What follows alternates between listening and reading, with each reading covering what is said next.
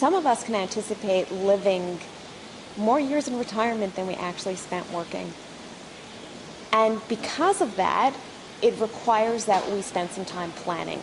If we were just going to spend 5 years in retirement, that would mean we'd have to financially plan for our next stage of life.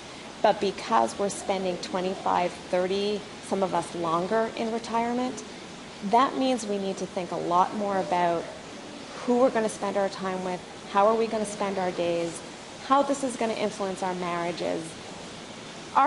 Perhaps our children are going to want us to be babysitters when we don't want them. We don't want to babysit our grandchildren. We might love them, but we might not want to babysit them. You might want to travel. You might want to teach. You might want to start your own business. You might want to go back to school.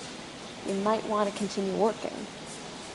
So there are many questions that I want people to think about prior to leaving the workforce, because it's a lot easier to transition when you have an idea, when you have a plan of what you are retiring to. And it's also a lot easier to get another job. For older workers who perhaps don't want to remain with the same employer, it's a lot easier to get a job when you're still currently employed. Actually, that goes for all of us.